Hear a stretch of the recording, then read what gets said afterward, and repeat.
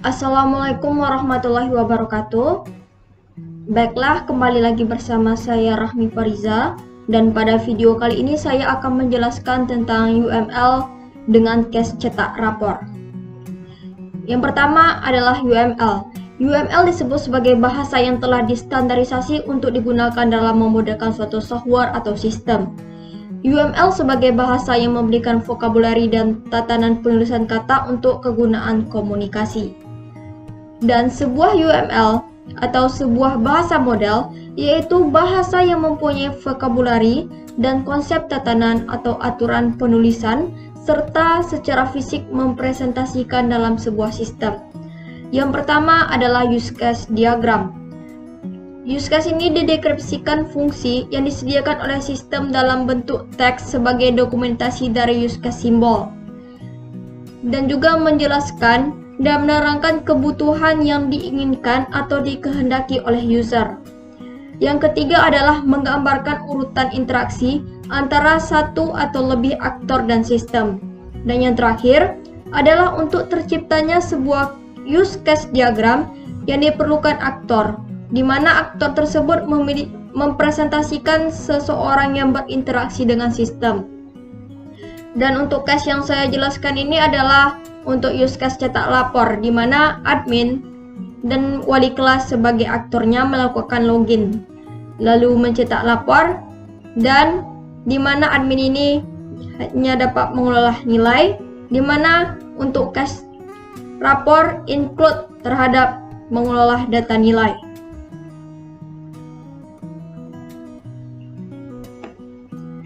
Di sini terlebih dahulu kita akan menggunakan aktor, yaitu admin.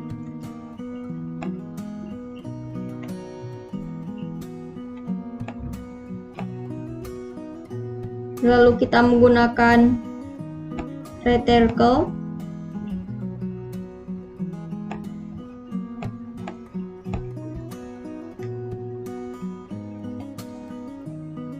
Rectangle.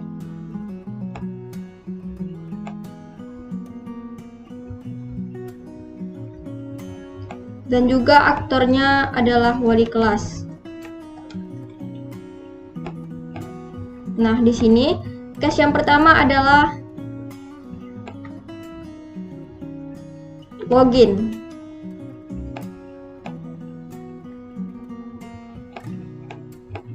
Case yang kedua adalah cetak rapor. Yang terakhir adalah input nilai mahasiswa, mengelola data nilai.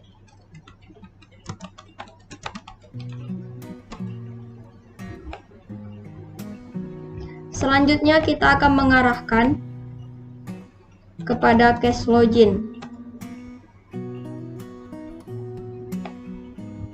Wali kelas juga untuk ke arah login.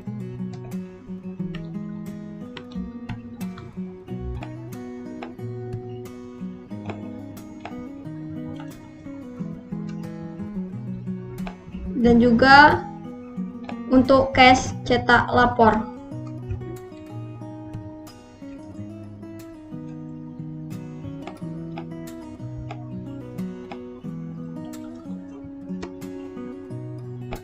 Admin juga dapat mengelola data nilai, di mana untuk case cetak lapor akan berhubungan include terhadap mengelola data nilai.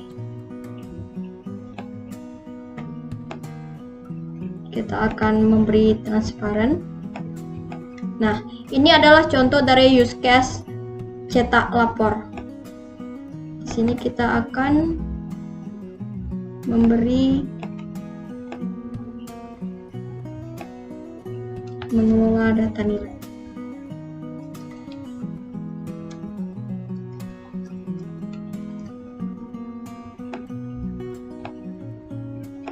Nah, ini adalah tampilan dari use case cetak lapor.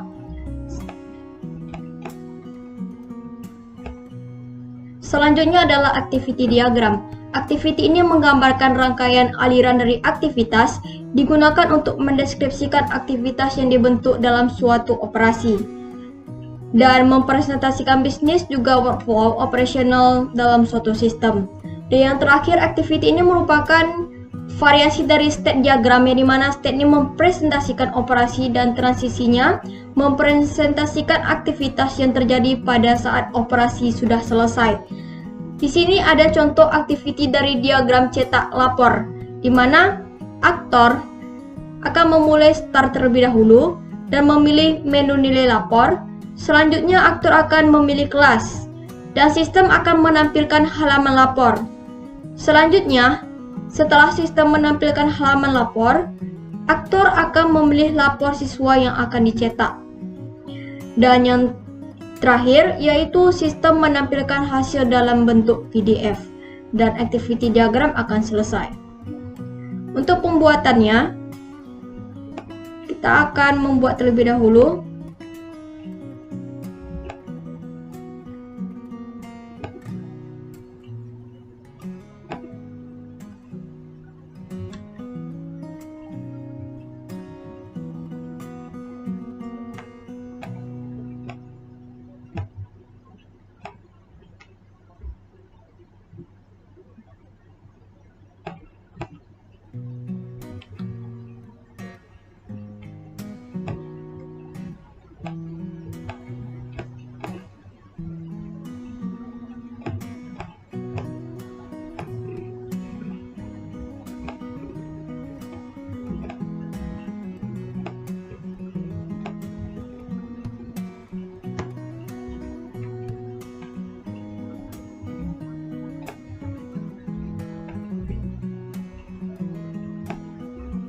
Nah, di sini kita akan menulis sebagai aktor dan juga untuk sistem.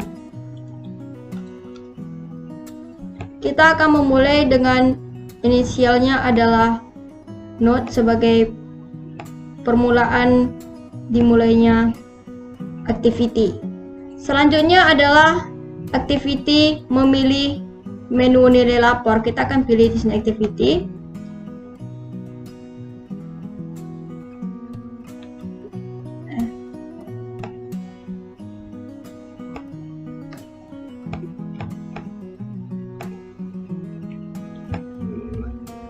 Ini maksudnya action ya, memilih nilai rapor.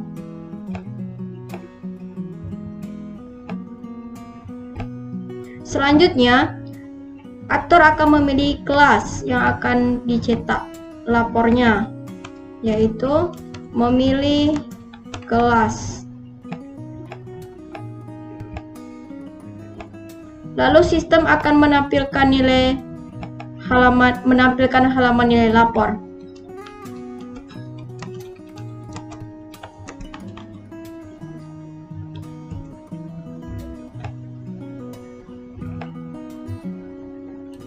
Lalu, aktor akan memilih lapor siswa yang akan dicetak.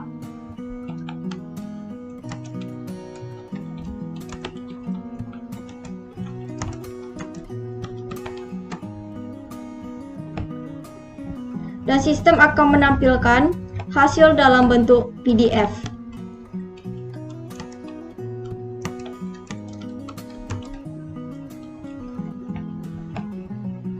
Dan untuk akhiran, kita akan menggunakan activity final.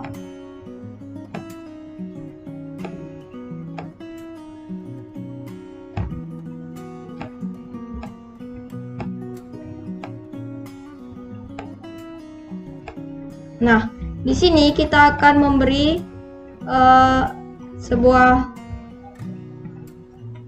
inisial, yaitu dari star memilih nilai lapor. Kita akan lalu aktor akan memilih kelas.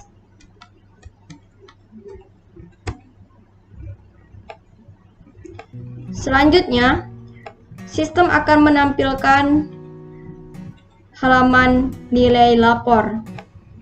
Lalu, aktor memilih lapor siswa yang akan dicetak.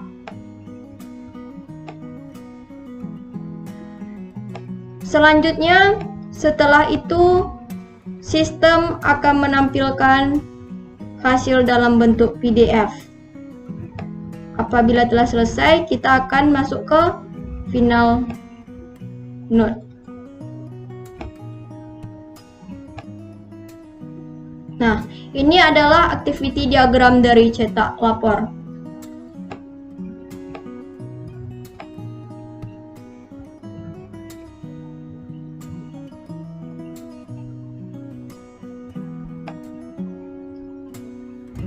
Selanjutnya adalah kelas diagram. Kelas diagram ini menggambarkan struktur statis kelas dalam sistem, di mana kelas memiliki 3 area pokok, yaitu nama, atribut, dan metode. Atribut dan metode dapat mempunyai sifat privat atau tidak dapat dipanggil dari luar kelas, sedangkan yang protect hanya dapat dipanggil oleh kelas yang bersangkutan dan anak-anak yang mewarisinya, dan public, yaitu dapat dipanggil oleh siapa saja. Dalam kasus cetak rapor siswa ini, di mana aktor terlebih dahulu harus melaksanakan proses login, kemudian akan beralih ke home controller, di mana tadi saat kita menuliskan use case, 2 orang aktor, yaitu sebagai admin dan juga controller, dapat memilih menu cetak lapor. Di sini tampak ada login, home, admin, dan wali kelas sebagai kelasnya.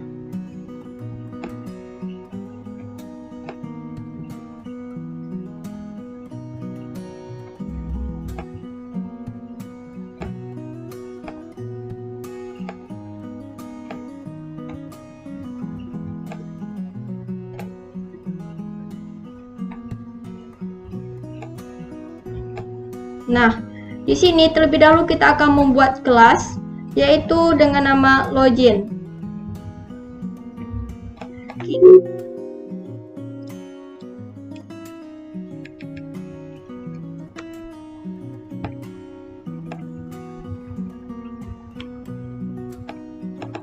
Yaitu login.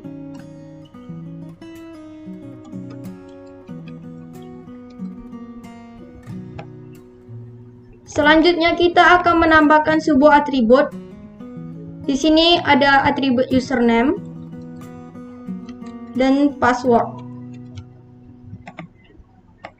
Kita juga akan menambahkan operasi di dalam login ini, yaitu index dan juga proses dari login.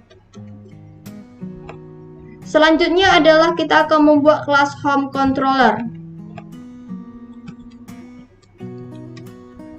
Nah, untuk atributnya itu adalah ID dari pengguna. Kita juga akan menambahkan operasi di dalam home controller ini adalah index.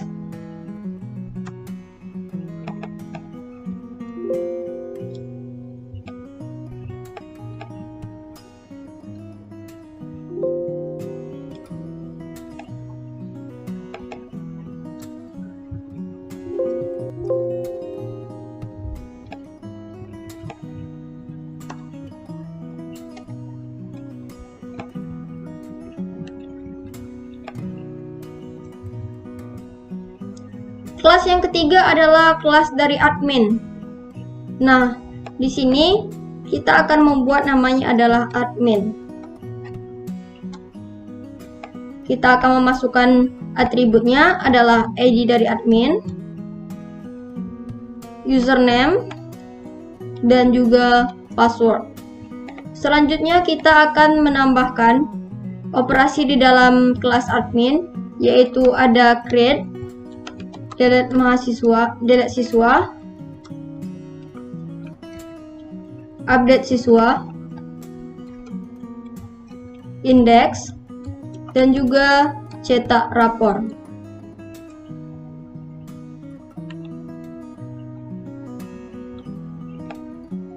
Kelas yang terakhir adalah wali kelas.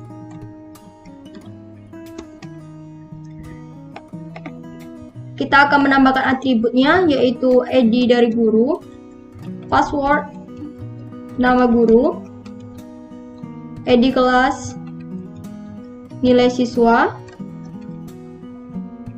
dan juga mata pelajaran. Kita akan menambahkan operasi di dalam kelas ini, yaitu operasi login, indeks, cetak rapor, update, dan juga delete. Nah, setelah kelasnya dibuat, kita akan membuat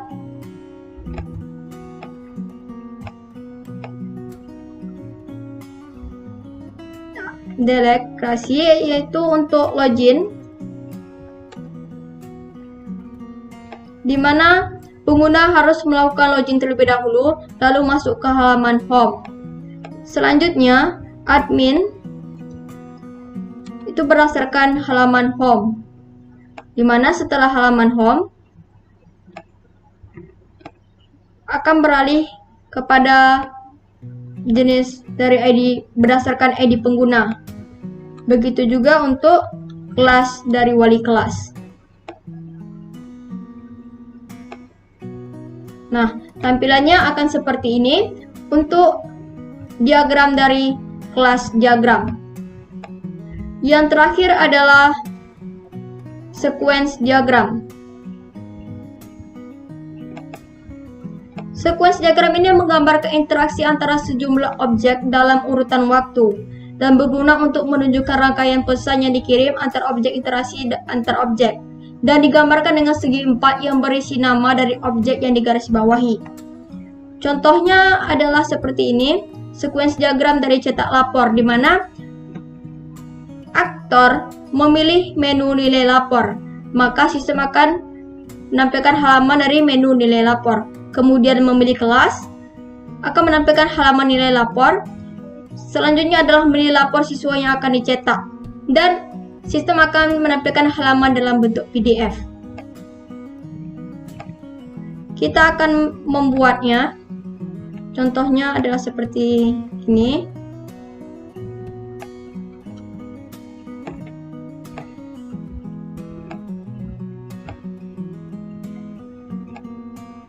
Terlebih dahulu kita akan membuat aktor.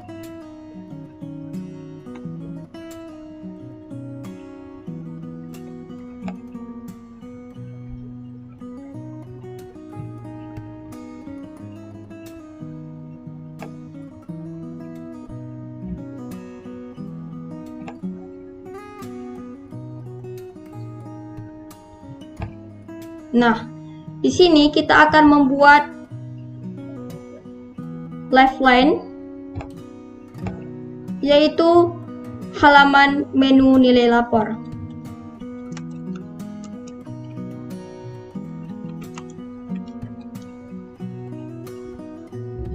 Lifeline yang kedua adalah halaman nilai lapor.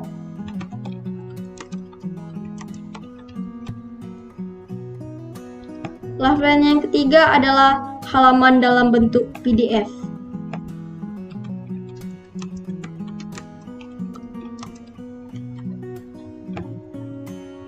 Nah, selanjutnya kita akan membuat message,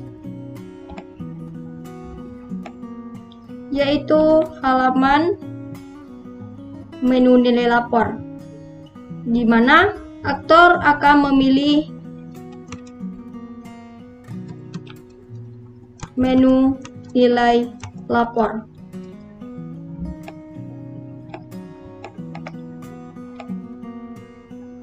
Selanjutnya akan beralih ke nilai lapor, halaman nilai lapor,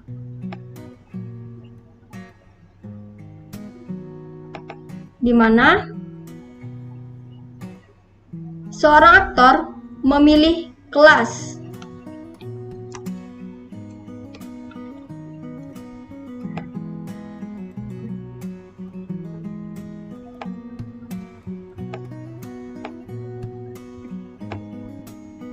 Selanjutnya,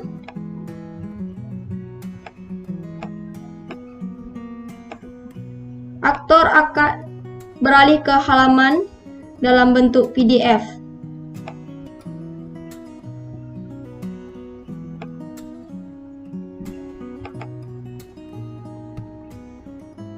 yaitu memilih laporan yang akan dicetak.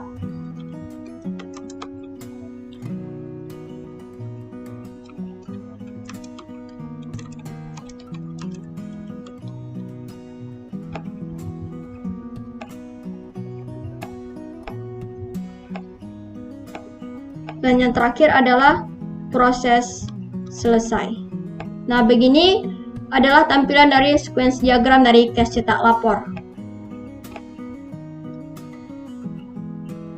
Dan untuk kesimpulannya adalah UML merupakan para analisis dari programmer untuk melakukan forward maupun reverse engineering. Yang kedua adalah UML memudahkan kita dalam meta model sehingga pembacaan alur sebuah aplikasi dapat dipermudah. Dan yang terakhir adalah UML adalah notasi visual untuk menggambarkan konsep berorientasi objek yang dewasa ini menjadi standar dalam proyek berorientasi objek. Cukup sekian penjelasan dari saya. Mohon maaf apabila ada kesalahan. Assalamualaikum warahmatullahi wabarakatuh.